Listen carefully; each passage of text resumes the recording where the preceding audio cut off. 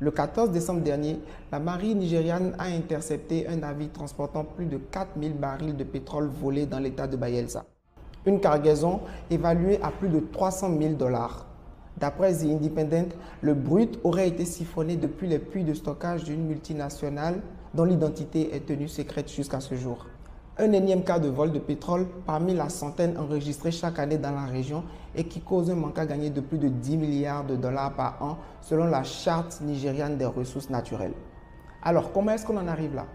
Les populations du delta du Niger comptent parmi les plus pauvres du pays, bien que la région produise plus de 70% de la production nationale de pétrole et de gaz naturel.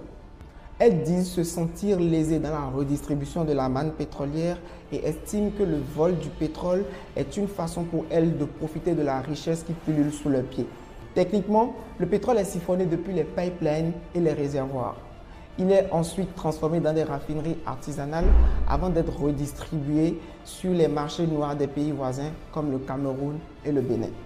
Malgré les différents efforts des autorités pour mettre fin au phénomène, il persiste.